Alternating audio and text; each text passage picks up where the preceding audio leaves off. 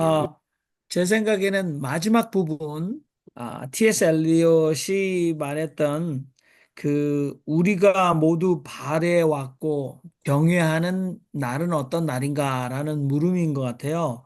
What day is the day 음, that we may hope for? 뭐 이렇게 나와 있어요.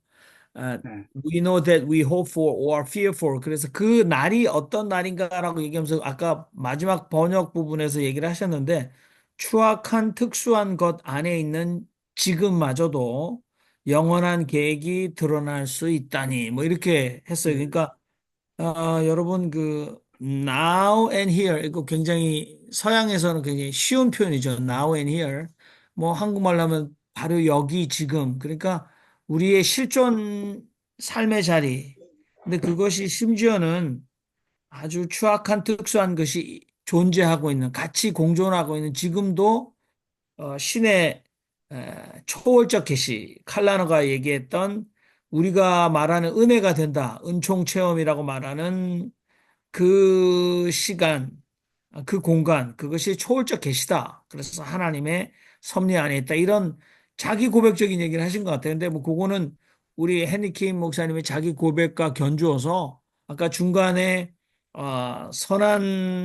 가장 선한 자들은 모든 확신을 잃었고 악한 자들은 격정에 차있다라는 문구를 통해서도 한국적 상황을 주성성 목사님이 지적하셨는데 우리가 윤석열 정권 하에서도 또 200만 기독교, 발에 무릎 꿇지 않는 200만 기독교인이 모여서 200만의 정말 숫자를 과시하는 정말 저 통속적 병 걸린 기독교가 외쳐대는 이 시간에 우리의 희망의 신학, 우리의 희망은 도대체 어디에 있을까? 우리는 어떻게 그 속에 실존하고 있는 기독교인들이 하나님의 영원한 계획을 감지할 수 있을까? 그런 고민들로 이어지는 것 같아요. 자, 우리 뭐 편안하게 얘기를 좀 하시면 좋겠습니다. 왜냐면 워낙 오늘 시적인 언어로 얘기를 하셨기 때문에 여러분들도 예, 어떤 이야기의 어떤 주제의 방향이나 아니면은 테두리, 바운더리 없이 시적으로 충분히 얘기하실 수 있지 않을까 하는 생각이 드는데 우리 홍동열 교수님 출장을 잘 다녀오셨는데 한 말씀 해주시죠. 아, 아, 우선 헨리 킴 목사님 아주 좋은 시, 또 이렇게 소개해 주셔서 잘 들었고요. 감사드립니다. 제가 뭐 일단 아까 제가 그냥 개인적으로 관심 있는 이야기는 정 목사님이 자세히 설명해 주셨습니다만은 칼 라너의 익명의 그리스도인. 제가 오래전에 이렇게 쭉 개론서 같은 교회서를 보다가 이렇게 꽂혔던 기억이 살짝 났어요. 무슨 요 개념이 이제 다시 생각이 나면 저는 그때 읽었을 때도 상당히 중요하고 의미 있는 개념이라고 생각을 했던 기억이 있고요. 이게 이제 뭐 계속 논쟁이 있을 수밖에 없는 컨셉이겠지만 교회 밖에도 구원이 있다. 있을 수 있다라고 하는 아까 말씀하신 그 뭐죠? 그 공의회, 바티칸 공의회, 2차 바티칸 공의회 이후에 카톨릭의 신학적인 오리엔테이션이 확 바뀌었고 이걸 설계했던 분이기도 하고 이런 개념이 이제 카톨릭에서는 받아들여졌는데 사실 제가 신학적으로 궁금한 거는 여기 목사님들 많으셔서 하나 좀 배우고 싶은 거는 이 교회 밖의 구원이라고 하는 개념, 혹은 익명의 그리스도인이라고 하는 칼 라너의 이 문제의식이 오늘날의 한국 카톨릭과 한국 개신교의 주류적인 위치, 개신교는 아닌 것 같아요. 제가 개신교에 몸담고 있으면서 느끼는 바는 이거는 여전히 한국 개신교에서는 이단시 취급받는 그런 개념이 아닌가 저는 그렇게 느낌이 있는데 혹시 제가 경험하지 못한 다른 교단이나 다른 프로테스탄트에서는 어떻게 보고 있는지 제가 잘못 보고 있는 건지 좀 궁금하고요. 한국의 로마 카톨릭에서는 이 개념이 주류 컨셉으로 정착이 되어 있는지도 사실 좀 궁금하고요. 세계 카톨릭에서는 이것이 또 어떻게 정착되어 있는지, 어떻게 평가받고 있는지 좀 아시는 분이 계시면 좀 듣고 싶은 생각이 하나 있고요. 그다음에 개인적인 느낌 하나만 추가하면 다른 분들은 잘 모르겠습니다만은 저는 이이츠라는 분의 시 첫 페이지 아까 지성수 목사님 이렇게 말씀하셔서 우리가 한두 번 더 읽어봤던 그 첫 페이지가 저에게도 상당히 아주 진하게 이게 남거든요. 그 지성수 목사님이 얘기하신 그 구절 바로 위에 제가 지금 급하게 메모만 했습니다만은 이런 표현들이 나와요. 사물이 흩어진다. 중심은 지탱될 수 없다. 지극한 무질서가 세상에 흩어진다. 그 다음에 이제 가장 선한 자는 신념을 잃어버리고 가장 악한 자는 격정에 차있다. 이런 말들이 이렇게 이어지고 있거든요. 그 사물이 흩어진다. 중심은 지탱될 수 없다. 그래서 제가 이제 예이츠가 언제 때 연대의 사람인가 봤더니 1939년도에 돌아가셨어요. 아까 소개할 때 보니까. 근데 그 문구는, 그 시구절은 그것만 떼서 이렇게 보면 아주 전형적인 한참 뒤에 유행했던 포스트 모더니즘의 아주 핵심 사상하고 다 있다고 저는 생각을 하거든요. 아, 근데 39년까지 살다가 돌아가셨으면 야, 이게 상당히 선구적인 시대 사조에서도 선구적인 선견적인 이런 세계 인식이 아닌가 이런 생각도 들고요. 그런 인식이 39년 5월 달에 돌아가셨으면 이게 1, 2차 세계대전을 겪으면서 왔던 그 허무감, 그것의 표현인가, 그것의 반영인가, 이런 생각도 지금 막 혼자 상상을 하고 있는데요. 어쨌든 사상사적으로 보면 그런 느낌이 좀 들고요. 가장 선한 자는 신념을 잃어버리고 가장 악한 자는 격정에 차 있다. 이거는 아까 지성수 목사님은 문재인 대통령의 예를 비슷한 사람의 예를 가지고 설명을 하셨는데 좀 더 폭넓게 풀어서 얘기하면 이건 시대의 조류, 시대의 현상일 수도 있다. 저는 그렇게 생각도 하거든요.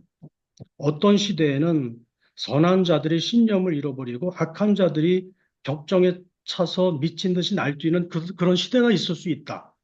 예이츠는 그런 시대, 자기가 살았던 이 시대를 그런 시대를 읽었던 것이 아닌가? 이런 생각이 들고 사실 오늘날의 한국 사회가 이런 시대라고 누가 얘기해도 크게 틀린 것이 아니지 않은가? 아, 그런 생각이 들어서 이것은 어떤 한 개인 개인의 퍼스널리티의 차원을 넘어서서 한 시대에 대한 진단으로 우리가 읽는 게 어떨까? 그리고 오늘날의 시대도 그런 점에 이렇게 비추어서 좀 자기 성찰할 필요가 있지 않을까? 이런 느낌을 가지면서 들었습니다. 네, 이상입니다. 감사합니다. 감사합니다. 혹시나 뭐 우리 헨리킴 목사님 칼라너 고민을 많이 하셨을 텐데 그 지금 어, 교회 밖에도 구원이 있다. 근데 이제 사실은 감리교의 변선한 교수님께서 그걸로 사실 또 그분도 충돌합시다. 출교 당하셨죠. 네. 그런데 지금은 이제 그의 제자들이 교회 안에도 구원은 있다. 이렇게 이제 비아냥 거죠. 네. 그러니까 교회 안에도 구원은 있다. 이 정도로 얘기를 하고 있는데 우리 헨리킴 목사님 먼저 본인이 이제 칼라너의 익명의 그리스도인이나 칼라의 예, 신학이 예. 신앙 여정에 어떻게 도움이 되시는지 한 말씀 해주세요. 아유, 우리 홍동일 총장님께서 이미 다 질문과 답을 다 해주셔가지고 제가 뭐 특별히 드릴 건 없고 저는 문외한입니다. 저는 어떤 정통적인 신학교를 뭐 그렇게 열심히 다닌 것도 아니고 제가 했던 것은 저는 순전히 사숙, 적은 뒀지만 사숙을 했죠. 거의 대부분.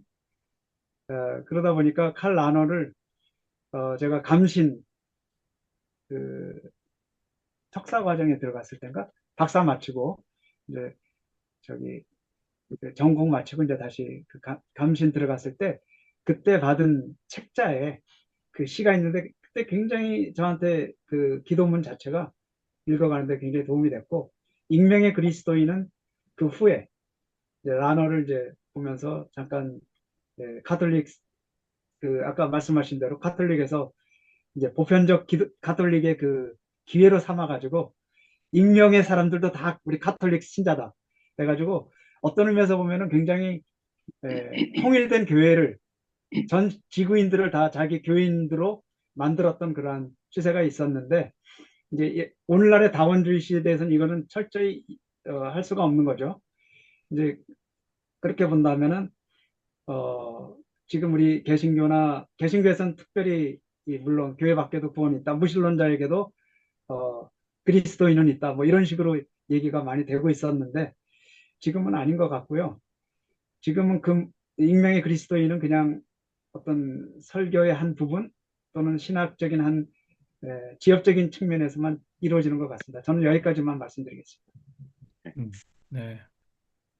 지상수 목사님 예, 마이크 제가, 주세요. 예, 우선 아까 김상재 목사님이 200만 집회 얘기하시면서 동성애 얘기하셨잖아요. 왜 이러냐. 간단하게 그거는 이렇게 생각할 것은 기독교는 어떤 단체, 어떤 집단이든지 내부적으로 강화를 하기 위해서는 외부의 적이 필요하거든요. 적이 필요해요. 그러니까 동성애라는 적이 있어야 되는 거야. 다른 거 아무것도 아니야. 쳐부셔야 될 적이 있어야 내부적 강화로 해서 동성애를 얘기하는 것이고 그 증거로 지금 교회에서 뉴에이지 얘기하는 교회 있습니까? 거의 없을 거래요. 그러나 2, 30년 전에는 뉴에이지를 튀다 공격을 막 했어요. 뉴에이지가 최대의 기독교의 적이었어요. 근데 지금은 없어요. 왜 뉴에이지가 이제 창고라 그냥 이제. 그러니까 동성애 가지고 지금 한 몇십 년 우려먹고 적을 만들어서 내부적 강화를 해서 하는 거고 요거 이제 얼마 안 남았어요. 한 2, 3년 지나면 그다음에 또 뭐 가지고 하는지 모르죠. 예, 그렇다고 생각이 들고 그다음에 아까 홍 교수님이 가톨릭 얘기를 했는데 가톨릭에는 언급을 하지 않습니다. 가타부타 뭐 NG에 뭐지 그거 있죠. 예스도 아니고 노도 아니고 그 이유는 제 말씀하신 대로 제2 바티칸 공의회가 끝나고 난 다음에 생겨진 현상이었어요. 근데 제2 바티칸 공의회는 제 인생에 아주 그냥 한많은 거기 때문에 제가 이건 잘 압니다. 제가 이제 67년도에 신부가 되기 위해서 카톨릭 신학교를 가겠다고 이제 했을 때 본당 신부가 허락을 하지 않았어요. 그래서 결국 못 갔어요. 근데 왜 못 갔냐면 어, 우리 집에서 나 혼자 믿는 거야. 나 혼자 아무도 믿지 않아. 그러니까 불신자 가정에서 사자가 나올 수가 없는 거죠. 그래서 안 됐다는 거예요. 근데 그때가 언제냐면은 바티칸 공의회는 끝났는데 아직 그것이 정리돼서 발표되기 전이었어요. 그러니까 나는 바티칸 공의회 이전에 판단을 받은 거죠. 그러니까 바티칸 공의회에 그것이 완전히 이제 다 회의 끝났으니까 다 뭐 그 당시 요즘처럼 뭐 인터넷이 있는 것도 아니고 그러니까 책 만들어서 다 발표되고 한 다음에는 그게 가능해졌어요. 근데 그 이전에 나는 된 거예요. 그래서 못했어요. 이거 뭐 카톨릭은 뭐 아주 시스테미틱하라는 교회니까 그런 것이 정확한 거예요. 그러니까 예, 그 이유는 뭐 교회 안 밖 그거를 일체 언급을 하지 않는 그런 상황이 있습니다. 이상. 네. 예, 우리가 칼라너의 익명의 그리스도인 또는 뭐 선교사 쪽으로 우리가 교회 밖에도 구원이 있다. 이건 계속해서 우리가 신학적으로 가지고 가는 주제하지 않을까 그런 생각이 드네요. 우리 정숙자 목사님 말씀하시면 좋겠습니다. 먼저 실수를 해서 제가 늦었습니다만은 우리 김 목사님 덕분에 제가 중간이라도 조금 들어와서 이 얘기를 들을 수 있었던 것이 너무 다행입니다. 그 가덕방에 최 완전히 최선에 올라오는 우리 여성들의 100가지 기도문이라는 것이 나와서 특히 성차별 문제에 있어서의 여성들이 얼마나 많은 기도를 하고 있는지를 보시라고 제가 지금 올려놨습니다. 그래서 그거를 보시면은 조금 그 목사님들이 생각하는 있는 세계 비교를 할 수 있지 않겠는가. 여성들의 소리를 한번 보시면 좋겠다. 그런 의미에서 오늘 우리 그 헨리 목사님이 말씀하시는 교회 외에 저는 구원이 있다고 보거든요. 예수 그리스도가 교회를 만드는 건 아니거든요. 예수 그리스도 후에 그, 그 주종자들이 만들어낸 것이 교회입니다. 예수는 그 그때 당시에 유대교라 하는 그것이 기독교하고 같은 파워를 가진 대단한 하나님의 종교였지요. 진짜 역사를 역사 속에 가장 중요한 저는 구약 성서의 역사가 굉장히 중요하다고 생각을 합니다만은 그런데 그분들에게 배척을 당한 예수는 교회 밖의 사람이었다. 그러면은 우리가 새로운 프로테스탄트로 시작하는 교회가 왜 밖에 구원을 못하겠느냐. 그것이 제 주장입니다. 그러니까 그거는 예수의 삶 자체와 같은 것이 교회 밖에도 있다. 이런 믿음에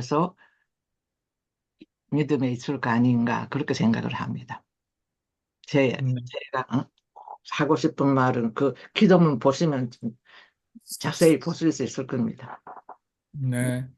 우리 정수자 목사님 올려주신 기도문 여러분들 자세히 보시고 또 토론에 도움을 받으시고 계속 이어갔으면 좋겠습니다. 우리 권혁대 선생님, 마이크 키셨네요.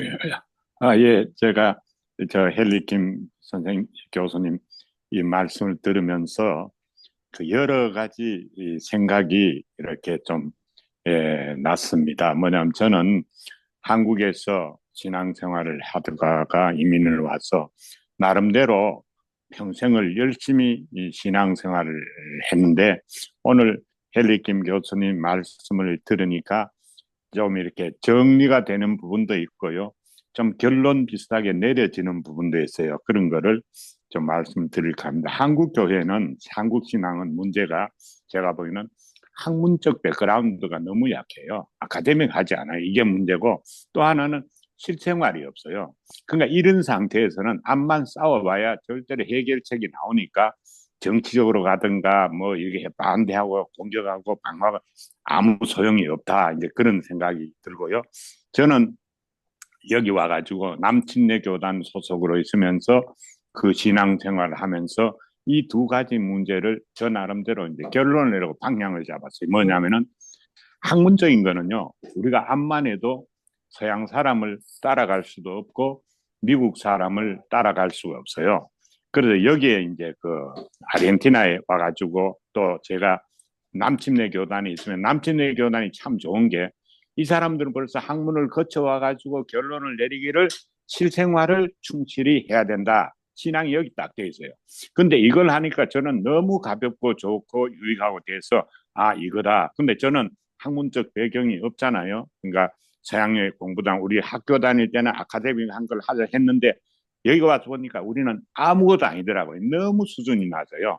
그래서 실생활을 하는 게 이게 좋으니까 그쪽으로 해서 나는 내 한계가 이러니까 이렇게 해야 되겠구나 이런데 이제 여기에 그 아이리시 커뮤니티가 있습니다. 아르헨티나의 영국계가 거의 지배를 하고 있고 여기 이제 다시 말하면은 아이리시 계통의 교인들을 이제 에르마노 리브레나 아니면은 이제 성공회나 이 가톨릭까지도 이제 보면은요 이 사람들은요 이 T.S. 엘리어트 예이츠 권합니다. 거의 노벨상 아일랜드의 4인방 이 사람들은 어릴 때부터 해가지고 다시 말하면 이제 그 C.S. 루이스나 이제 그 스펄전의 그 설교를 들으면 그 속에 다 배어 있어요. 그거를 다 이제 통달한 상태에서는 하는데 한국은 그게 전혀 없는데 제가 한 번은 내가 잘 아는 아이리시 그 출신의 그 이제 교회를 리더하는 그 에르만 올리브의 그 집에 가봤어요. 가보니까요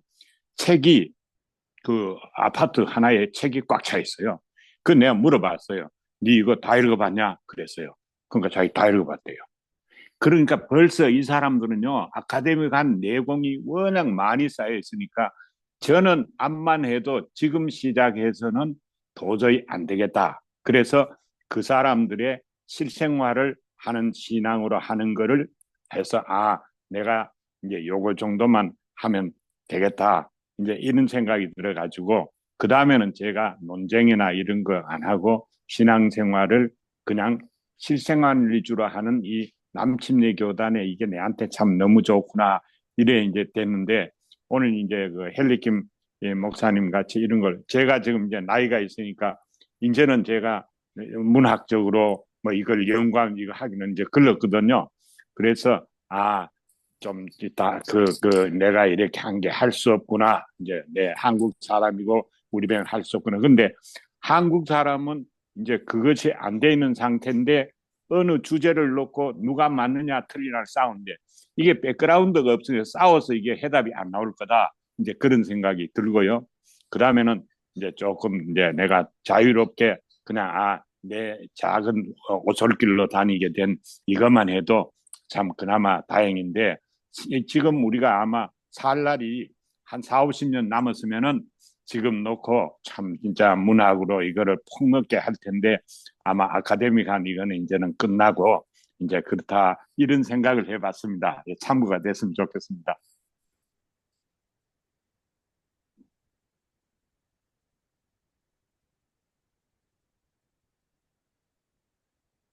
마이크, 마이크 박목사님, 꺼져 마이크. 있습니다.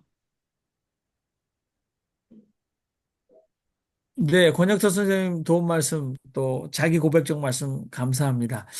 저는 보니까 목사로서 이게 늘 아는 척 할 때 보면 성경 기절 갖다 대잖아요.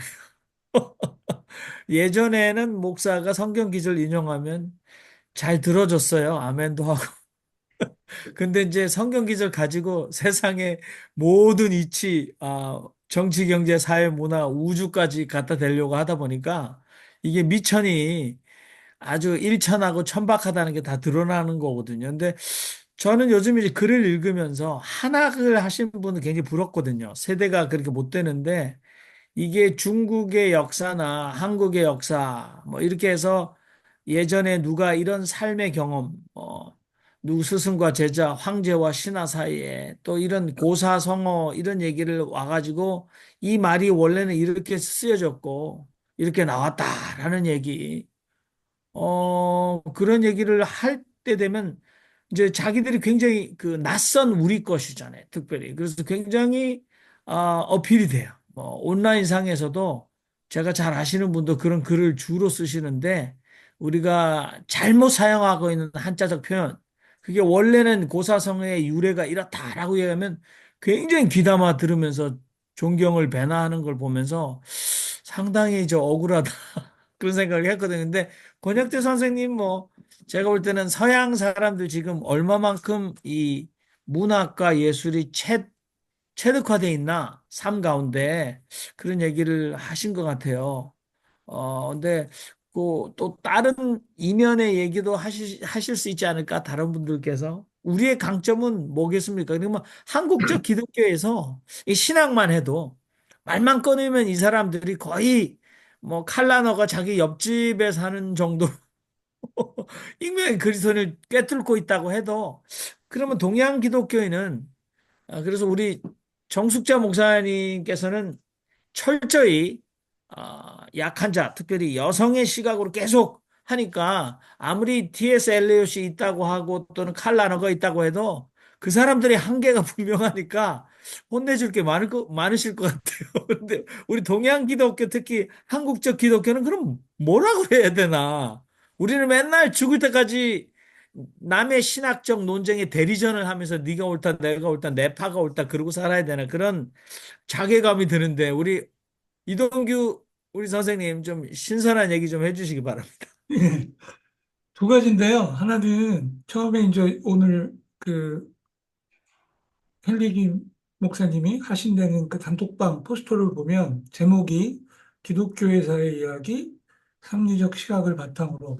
그래서 일반적인 제가 잘 모르는 그런 교회의 역사, 뭐 이렇게 좀 머릿속에 생각하고 있었고, 그런데 시작을 하시는데 기도문 하나, 시 세 개로 이렇게 해서 어떻게 저 시를 얘기하시면서 기독교 교회사를 풀어가실까 이렇게 생각을 했는데 들어보니까 자전적인 개인의 교회의 생각에 대한 변화 뭐 이런 것 같다는 생각이 들었어요. 그래서 제 질문은 제목을 이렇게 정한 이유가 어떤 의도로 기독교회사 이야기라고 또 섭리는 신의 섭리죠. 우주와 온 세상을 통치하시고 관리하는 하나님의 뜻, 뭐 그런 것들이 이제 섭리인데 그런 제목도 아까 잠깐 설명을 하셨는데 그러니까 이게 개인적인 건지 아니면 일반적인 건지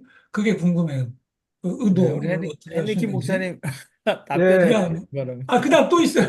얘기한 김에 네, 그냥 다 얘기할게요. 이따 네네네. 또 얘기하면 그러니까 두 번째 얘기는 그래서 처음에 시작할 때 두 가지라고 그랬는데 아까 얘기가 나왔던 그 익명의 크리스천에 대해서 아주 관심을 제가 많이 보였던 이유는 개인사와도 연관이 있어요. 아까 지성수 목사님도 잠깐 얘기하셨는데 저는 교회를 저 혼자 나갑니다. 15년 동안.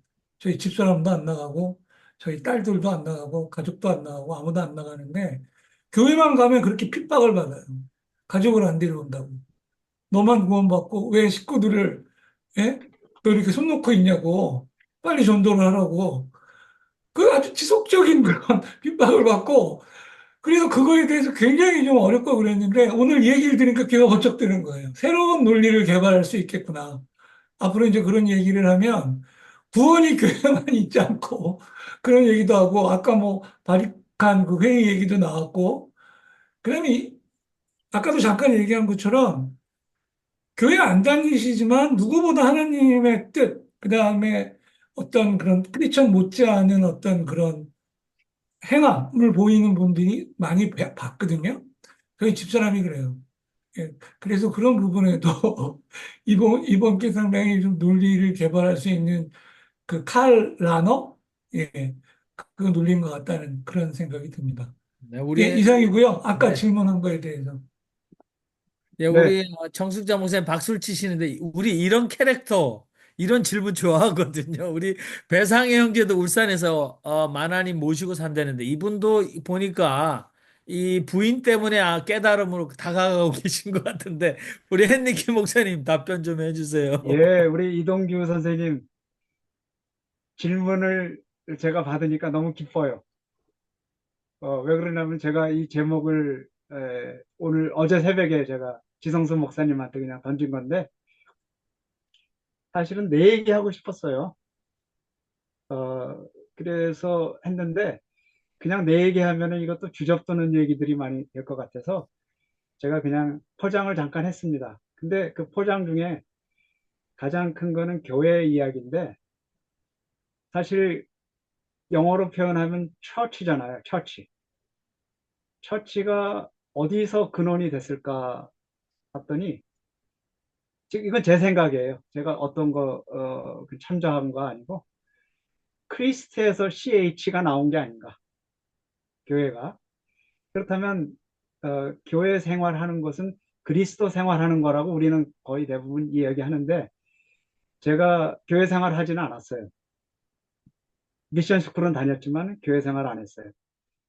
왜 제가 가나안 안 다녔냐면은 우리 집 앞에 교회가 있었거든요. 바로 집 담 너머에. 어렸을 때 고등학교 3학년 때인가 됐는데 공부하려고 그러면 맨날 울어요. 그 소리가 내 창가에 와가지고 공부가 방해가 되고 그리고 맨날 찬송가 소리도 나오다 갑자기 울고 해가지고 제가 교회에 대한 그 엔티즘이 좀 있었고 이제 그러다 보니까 제가 이제 대학교 가서도 교회는 안 다니고 이제 루스체플이라고 이제 연대 보면은 그 일요일 날마다 하는 대학 교회가 있었거든요. 학교 내 캠퍼스 안에. 거기는 가끔 다녔고 그러다가 제가 선교회 단체 가게 됐고 그 선교 단체가 스튜던트 바이블 펠로우십인데 여기서는 아주 얌전하게 따로 예배도 드리고 그리고 공부도 하고 그 다음에 성경도 가르치면서 아주 굉장히 복음적으로 사람의 심령을 울리는 그런 설교도 하고 이제 그러면서 제가 거기에 자연스럽게 4년 동안 빠져들어갔죠. 근데 이제 이것이 어디냐면은, UBF라고 들어보셨을 거예요. UBF에 이제 개혁해서 나온 곳인데, 그래서 그 당시에 우리는 SBF라고 불렀습니다. 그래서 거기에서 제가 상당히 많이 복음주의적인 훈련을 받았고, 그리고 거기서는 목자라고도 얘기하고 뭐 별의별 얘기를 많이 하는데, 이제 그 출신들 중에 아주 유명한 사람들도 많이 나오고 했는데, 제가 거기에서부터 역사적 예수 그리스도에 대한 고민을 많이 시작했어요. 그러다 보니까 예수 그리스도가 누군가, 그리고 그때 이제 읽었던 책들이,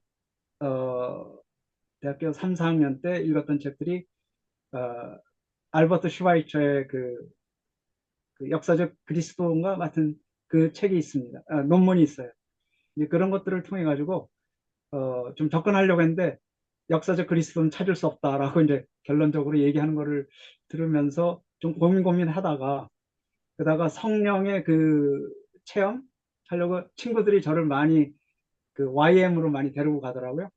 그래서 거기 따라가서 보니까 거기는 또 별 세계야.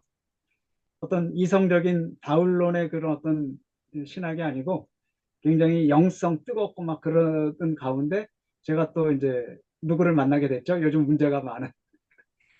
이제 그 사람을 만났는데, 그 사람을 만나면서 내가 순수했던 그 상황에서 굉장히 어떤 영적 끌림을 받았어요. 꿈도 꾸게 되고. 지금 얘기하면 여러분들 제가 더 이상 얘기는 안 하겠습니다. 근데 그러한 모임이 초기에 만들어지기 시작했을 때, 그때 경험은 저는 내가 최초로 그 강릉의 그 SBF에서 수련회를 갔을 때 느꼈던 신선함, 거기에다가 강렬함이 더해지더라고요. 강렬함이 더해지면서 제가 그 공동체의 초기 멤버가 됐죠. 그 당시에는 초기 멤버고, 우리가 뭔가 세상을 막 바꿀 수 있을 것 같은 하나님의 뜻을 느꼈고, 그래서 만든, 그때 느꼈던 단어가, 그때 받았던 단어가 바로 섭리예요. 섭리. 그래서 우리는 그 섭리사라고 얘기해서 섭리사.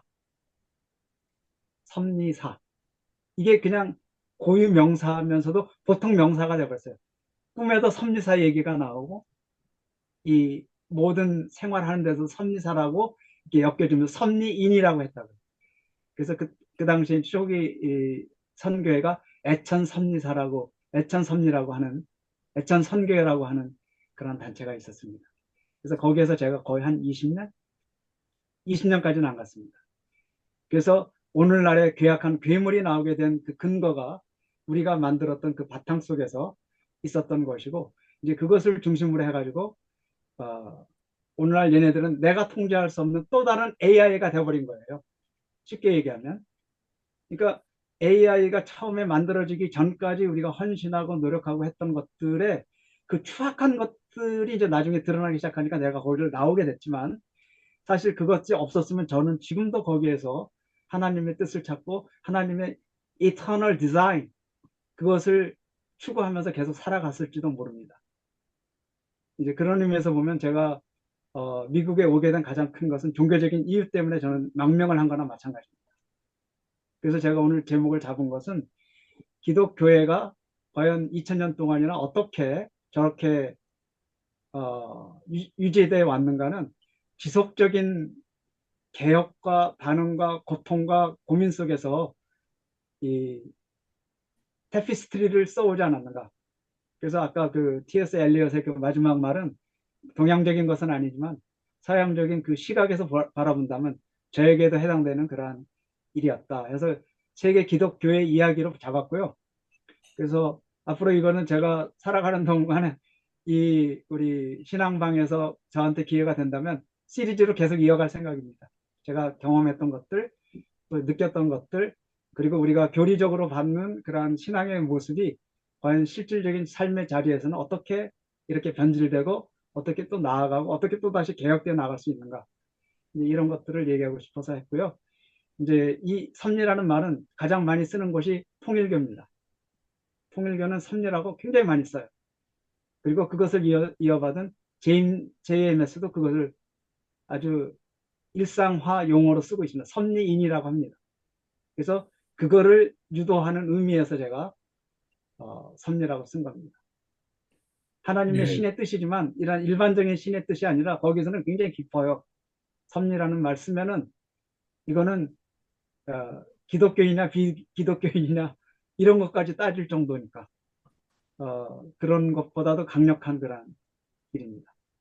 일단 이 여기까지 말씀드리겠습니다. 헨리 김 목사 저 교수님한테 하나 제가 질문이 하나가 있는데요. UBF에 계셨다 그러니까 근데 제가 이제 그 72년도쯤에 그 UBF 활동하는 저는 안 들어가고 이제 그랬지만은 그 친구들이 많이 있거든요. 근데 그때가 아마 이창우 그 네. 지도자 리더가 있을 때 하신 것 같고요. 그 다음에 이제 저는 아르헨티나로 이민을 왔는데 그 다음에는 그 UBF 그룹이 이제 아르헨티나에 와서 저는 그 지원하면서 그 다음에 그 CMI라 그러는데 아마 그게 제가 보기에는 SBF 그룹 같아요. 그 이제 그 그룹에 지원을 받아 쭉 했거든요. 근데 언제쯤 다니셨는지 아니면 언제쯤 그 JMS 쪽으로 가는지 그거는 그다음부터는 저는 이제 사정을 모르잖아요. 네네. 그래서 UBF의 초창기 그거는 제가 다 알거든요. 지도자들도 알고 이제 아는데 그다음에 어떻게 갈라졌는지 그다음에 JMS는 어느 쪽에서 나왔는지 저는 그냥 생각할 때 JMS는 이제 권신산 목사 계통의 구원파나 아니면 박옥수 계통 그쪽에서 나왔나 그래 생각해요. 근데 아니, 헨리 김 교수님 말씀 들어보니까 그 UBF에서 나온 것 같으네요. JMS에서. 노노노노. 아니, 아닙니다. 아니, 추측이에요. 아니. 전혀 아니에요. 예. 전혀 아닙니다. 아니에요. 그거 좀 설명을 해주시면 좋겠어요. 예. 예, 제가 좀 보충 설명 드릴게요. 예. 지금 그거는 전혀 관계 없고요. 전혀 그러니까 너무 이렇게 이 얘기를 좀 마치다 보니까 그렇게 생각이 드시는데 그 전혀 관계 없습니다. 좀 보충 설명 드리면요. 이런 겁니다. 에, 이 섭리 이게 통일교에서부터 나왔죠. 근데 이 소위 말하는 이단 사이비에 빠지는 사람들에 대해서 사람들이 잘 가지고 있는 오해가 있어요. 뭔가 문제가 있는 사람들, 뭔가 외골수적인 사람들이 간다라고 생각. 아닙니다. 그런데 가는 사람들이 아주 진지한 사람들이 가는 겁니다. 진지한 사람들이 가가지고 오히려 순복음교회 가면 치사하고 유치한 사람들이 많이 가요. 그러니까 뭐 출息없어서 하는 사람들이 뭐 달라고 막 하는 사람들이 많이 갑니다. 근데 여기는 가면 어떻게 되냐면은 자기 사사로운 걸 잃어버리고 거대 담론에 빠지게 만듭니다. 섭리 이런 거, 뭐 탕감복귀 원리, 이 세상을 바꾸는 거, 이런 큰 담론에 빠지게 만들어요. 그걸 하게. 마치 80년대에 한국의 대학생들이 다 똑똑한 놈들은 아니었거든요. 그 당시 대학 다니는 애들이. 근데 대부분 그 당시에 그 분위기가 아주 그 민족, 역사, 통일 뭐 이런 그 거대 담론들을 가슴에 품고들 다녔잖아요. 그게 그 시대의 문화였잖아요. 그 아주 병신 모조리 같은 놈도 또 맨날 통일 무슨 뭐 민족 역사 이러고 그렇게 갈 수 있는 거거든요. 시대의 흐름이. 저는 그 당시에 젊은 사람들하고 같이 지냈기 때문에 그걸 너무나도 잘 알아요. 자범 수준인 사람들도 그렇게 다녔어요. 근데 그러니까 목사님, 네, 조금 그 부분에서요, 목사님 네, 오해하고 계세요. 네. 감옥에 가신 학생들이요, 누구한테 배운지 아세요? 아이 그거 말고 감옥에 간 사람 아니, 아니, 아니. 말고. 그거는 굉장히 중요한 얘기예요. 박형균 목사를 만나서요, 감옥에서요, 신학을 배운 거예요. 아이 그것이 그렇죠. 후에 서, 서남동 박사님이 가르쳐서 목사가 된 사람들이 많아요. 아유, 그거는 그 아이고. 역사도 조금 더 알았으면 좋겠어요. 아, 저는 이제 그 사람들하고 학생들 수십 명하고 매일같이 생활을 했기 때문에, 뭐, 그래서 잘 알아요. 그러니까 그 시대의 문화, 흐름이 제가 얘기하고 하는 것은 그 거대 담론 속에서 삶을 살아가도록 시대가 그랬다는 거죠. 80년대가. 그런 것처럼 그 소위 말하는 이단 사입이라고 하는데 들어가면 그렇게 된다는 거죠. 구원, 섭리, 역사 이런 뭐 개인이 무슨 이런 그렇게 오히려 그런 걸 더 넘어서는 그런 구조 속에 들어가게 된다라는 이제 그런 거죠. 어, 그래서 어떤 의미에서 그러니까 그 단계를 다 거친 사람들은 두 가지적으로 나타납니다. 굉장히 성숙한 신앙으로 나타나든지 아니면 난 이제 졸업했다. 종교는 졸업했어. 더 이상 안 가. 이렇게 되지. 그런 과정 같은 사람이 보통 정상적인 교회에서 착실하게 신앙생활하는 사람들은 거의 없습니다. 제 경험에서. 그렇게 할 수가 없어요. 예, 감각이 이미, 예, 그거 보통 교회에서 무슨 뭐 예수님 찬양하고는 건 시시해서 못해. 예, 그런 거는. 이미 그런 종교적인 체험을 다 했기 때문에. 예, 예, 그런 거. 그 UBF랑 JMS는 어디서 왔는가? 그거는 답변이 아직도 잘 안 된 것 예. 그거는 같아서 제가 할까요? 목사님 말. 살짝 제가 해주시면 잠깐 좋. 네, 할까요? 예, 살짝 해주시면 좋을 것 같아요. 살짝. 예, 깊이는 안 하고 살짝. 아니, 예, 어차피 우리 세계 기독교 회사 이야기니까 교회사 일람이니까 이제 여기에도 제가 나중에 첨가하겠습니다.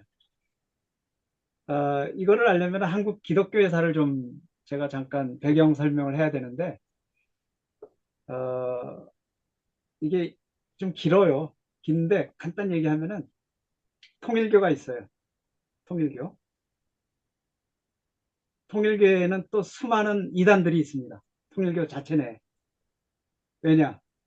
내가 주다 하는 사람들이 이곳저곳에서 그 아까 성령 은혜 같은 것처럼 이제 내가 주님이다라고 하는 말을 받은 사람이 있는데 그 중에 하나가 아까 그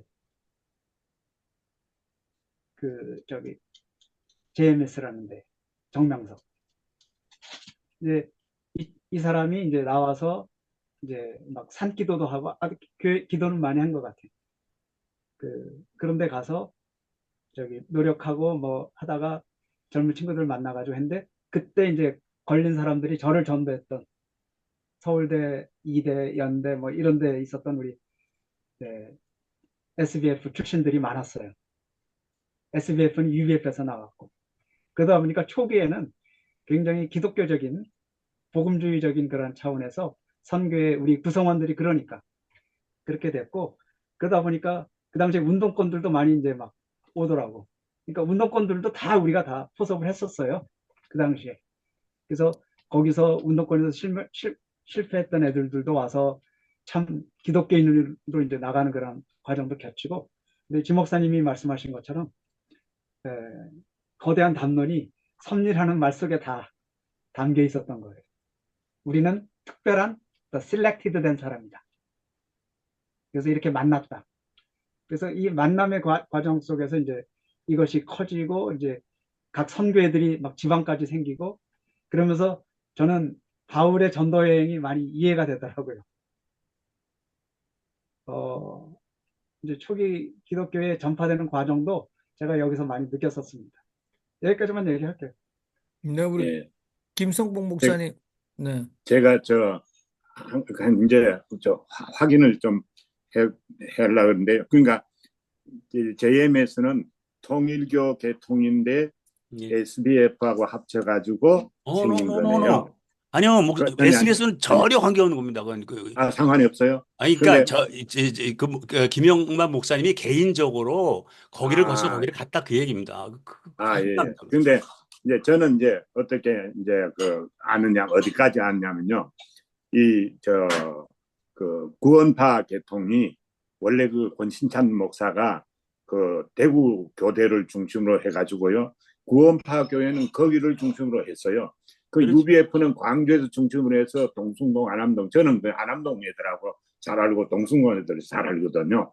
그래 해가지고 했는데 거기까지는 알아요. 대구 교대를 중심으로 구원파가 완전히 하고 그다음에 외국인 선교사 기경인감이 그 사람 중심으로 해서 굉장히 그쪽도 동의했죠. 그런데 이제 UBF는 이제 서울대학하고 고대하고 이쪽으로 해가지고 이제 붕을 했는데 이래서 그 면에서는 지금은 제가 잘 정리가 그래도 많이 됩니다. 그게 완전히 이렇게 없던 부분인데 아주 감사합니다. 알게 돼서요. 네. 김성봉 목사님, 마이크 키셨어요? 네. 잘 들리십니까? 네네. 네. 그 섭리사라고 그래가지고, 이건 또 뭔 소린가? 에, 섭리가 이게 역사가 있나?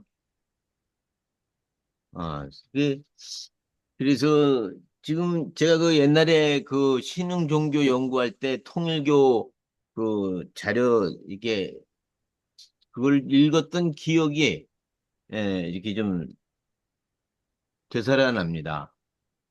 어, 그러니까는 어떻게 보면은 음, 기독교의 이단으로 가는 그 정점에 에, 통일교가 있었지 않았을까? 그리고 그 뒤로 이어서 UBF를 비롯한 많은 복음주의 운동이 한국에서 어,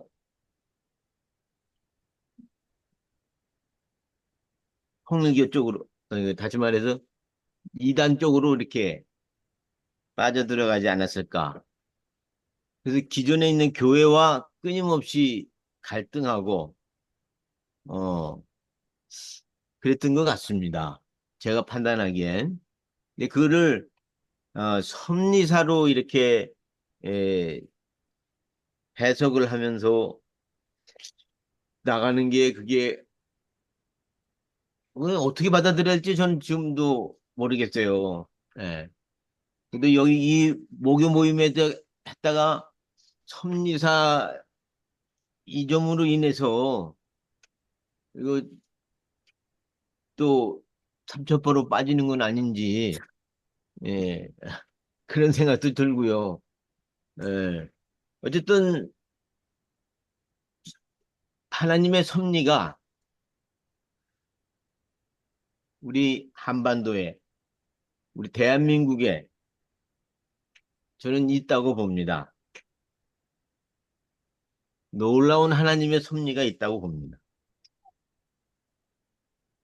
오늘 그 한강이라는 시인이자 소설가가 노벨 문학상을 받게 됐어요. 오늘 발표가 났는데, 그죠? 예. 이제 노벨 평화상, 김대중 대통령의 노벨 평화상, 우리 두 번째로 이제 노벨상을 받게 되는데, 뭐 그 상금액이 13억 얼마냐, 그 상금액이 문제가 아니라 드디어 노벨상을 받게 되는구나. 노벨 문학상을 받게 되는구나. 아주 그 뜻깊은 시간입니다. 근데 저는 이 대한민국의 역사를 보면서 이건 하나님의 섭니다. 네. 그런 고백을 하지 않을래 않을 수가 없어요. 앞으로 계속 연구하고 싶고 정리하고 싶습니다. 다만 통일교 쪽에는 빠지고 싶지 않습니다.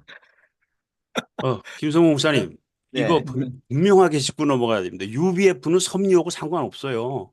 그건 아니고 UBF는 CCC, 내비게이터, ABF 이런 것처럼 파라처치 운동의 하나예요. 네, 이제 UBF에 그건 아니에요. 소속했던 어, 제 친구가 있어요. 누구냐면은 정연배 목사라고 한동안은 목자라고 하면서 시카고에서 하고 캐나다에서 토론토에서 하고 그러다가 이 친구가 지금은 순복음교회 쪽으로 해서 플로리다에 가서 지금 목회를 하고 있어요. 오늘 아침에 태풍이 지나가는데 허리케인이 지나가는데 10m 넘는 헤일이 들이닥쳐서 어떻게 될지 모르겠다고 기도해 달라고 그래서 우리 집사람이 기도를 해줬는데 그 아마 괜찮다고 답신을 보낸 거 봐서는 그 헤일이 아마 비껴간 모양입니다. 근데 그러니까 제가 그 UBF를 볼 때에 복음주의 계열의 파라처치.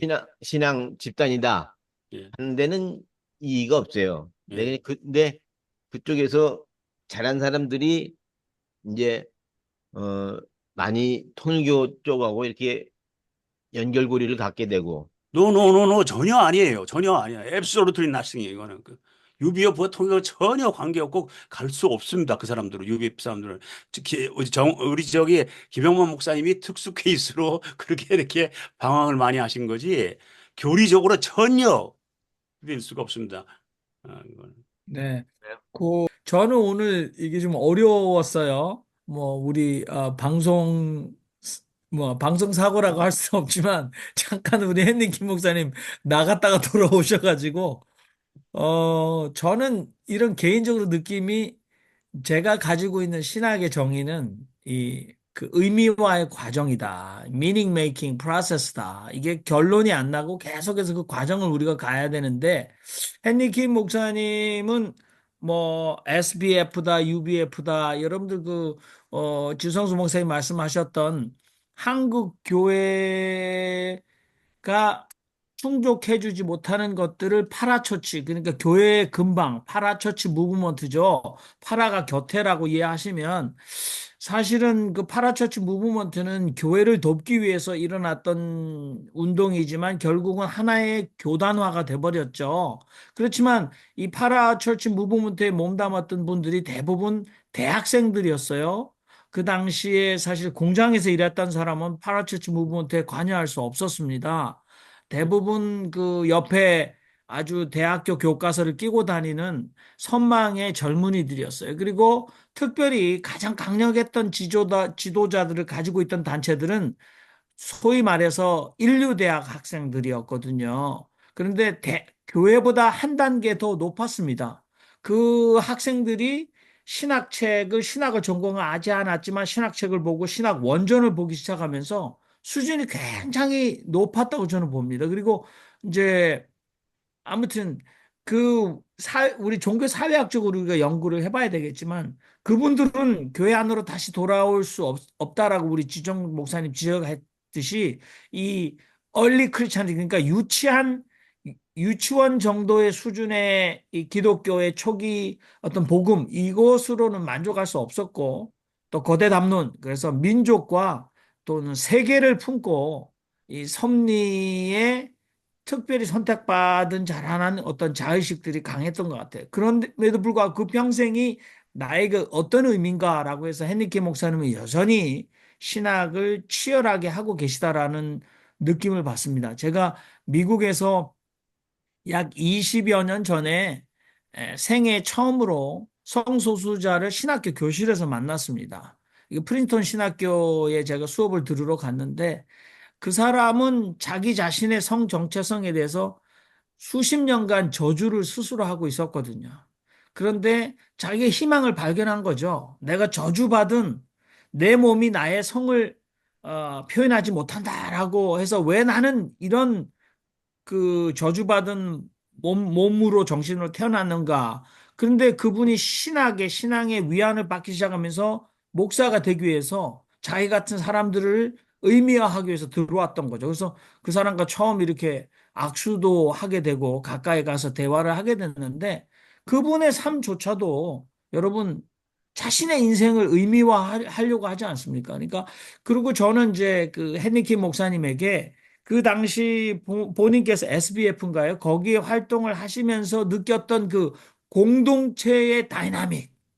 그게 분명히 있어줘야 된다고 보거든요. 근데 본인이 거기서 떨어져 나왔고, 뭐 본인도 아마 신앙적 망명으로 미국행을 선택하셨다. 근데 미국 오셔서 헨리키 목사님은 제가 일요일 날 봤는데 공원에 가서 벤치에 몇 명이 앉아서 토론으로 예배를 드리고 계시고, 또 그 병원의 병실에 찾아가서 교회를 가지 못하는 그 환자 한 사람이 누워 있을 때 본인이 찾아가서 그 사람과 함께 예배를 드리는 일반 기성교회에서 전혀 초대받거나 그 공동 속에 들어가지 않은 신앙의 길을 걸어오고 계시거든요. 저분이 나랑 굉장히 키도 작지만 비슷하다. 그런 생각을 하고 있었지만 공동체에서 회복되지 않으면 저분이 아마 내가 볼 때는 의미와 과정이 계속되지 않을까. 근데 저분이 이렇게 그 신앙과 신학 사랑방에 오신 거는 뭐 아주 우리 설레발이 국제적인 지성수 목사님의 연결고리로 오셨어요. 저는 저분을 지성수 목사님이 그 한국말로 이름을 얘기했어요. 그 김영만이라고 있다고 그랬더니 저는 누군지 모른다. 아, 있잖아. 정 목사도 안다고 그러는데 근데 모르는데요. 그러다가 나중에 더듬고 보니까 헨리 킴이에요. 그래서 저는 그래서 헨리 킴으로만 알고 있었거든요. 근데 우리 김성봉 목사님이 신앙과 신학, 사랑방해 이 통일교적 섭리로 가는 거는 나는 아니다 그랬는데 그건 우려할 필요가 없지 않겠는가.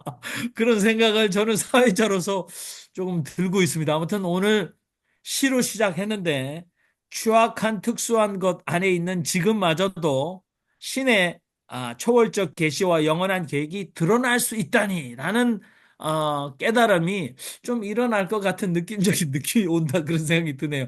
자, 우리 딱 2시간 됐습니다. 이거 마무리를 해야 될 것 같은데 아무튼 자부신학자도 좋은 말씀 감사하고요. 특히 뉴질랜드에서 이동규 우리 선생님 익명의 그리스도인 그래서 새 상품을 신상품을 출시할 수 있는 그 아이템을 얻으신 것 같아요. 교회 다니시면서 왜 부인은 안 데리고 오느냐. 근데 부인이 내공이 교회에서 세기 때문에 핍박받는다. 본인보다 세기 때문에 교회 같은 데는 안 오신 거죠. 근데 아무튼 부인 덕에 살고 계신 분들 여기 굉장히 많기 때문에 저도 지금 제 눈앞에 지금 부인이 일하고 계시거든요. 아무튼 마무리하면서 우리 헤니키 목사님 마지막으로 우리 권혁태 선생님 하실 말씀 있으시네요. 잠깐 우리 김성복 목사님한테 이건 좀 여담입니다만은 이제 한 말씀 좀 묻고 싶고 드리고 싶은데요. 그 한강이 노벨상을 받았다 그러니까 제가 속이 정말 후련합니다. 그 한국의 그 번역에 대한 그 문학의 그 수준이 너무 진짜 약한 것이 그리고 제가 한강이 전에 그 유럽에 다른 상 하나 받았잖아요. 오래 전에 받았을 때 이거는 완전히 그 번역의 승리다 그런 생각이 돼서 진짜 번역문을 한번 제가 빌려서 읽어봤어요. 정말 그 한글을 영어로 번역하는 분이 정말 너무 잘했더라고요. 그래서 앞으로는 이런 시대가 올 거라 그랬는데 제가 말씀드리고 싶은 거는요. 이거는 그러니까 그 섭리라기보다는 이 아르헨티나에서는 프로비던스 그래요. 프로비덴시아. 섭리라기보다는 노력의 결과다. 이건 결실이 맺힐 때가 돼서 맺힌 거다. 저는 그렇게 생각을 합니다. 그래서 이제 그런 걸 좀 나누고 싶고요. 또 하나는 그 이동규 형제님이 교회에 왜 저 가면은 부인 안 데리고 오냐 이런 이야기 한다는데 실제로 교회가 아직도 존중이나 민주주의가 성경의 정신, 성경의 가치관까지는 영 미숙한 것이 문제죠. 그런 말을 하는 거는 그는 사실은 존중이나 예의나 그런 민주주의가 사실은 안 돼서 나오는 말이죠. 서양에서는 사실 벌써 그런 이야기가 없고 아르헨티나는요. 프로비던스 이런 말이요. 섭리 이런 말이요. 거의 일반화가 돼 있어요. 근데 이게 한국의 뭐라 그럴까 좀 교회가 아직도 수준이 조금 그래서 온 문제가 아닐까 하여튼 이런 생각이 좀 듭니다. 네, 감사합니다. 우리 헤니키 목사님 마무리 발언. 네, 저로 인해서 오늘 여러 가지 문제를 일으키고 또 답을 주셔서 감사합니다. 일단은 오늘 한강 제가 제일 좋아하는 작가 넘버원 노벨문학상 축하합니다. 그리고 오늘 마침 또 제가 한강이 받을 줄 모르고 그냥 노벨문학상 얘기를 했는데 그 시 속에서 나타난 우리 하나님의 섭리 그리고 하나님의 뜻 이것이 연결되어서 너무 감사했습니다. 그리고 김성복 목사님 전혀 걱정하지 마세요. 제가 지금 섭리라고 하는 통일교인들하고 잘 얘기해가지고 지금 전도하고 있습니다. 그러니까요. 저게 제가 볼 때는 아주 김성 목사님 뒤늦게 오셔가지고 약간 옆으로 가셨었어요. 그러니까 염려하지 않으셔도 된다. 구독과 좋아요 잊지 않으셨죠?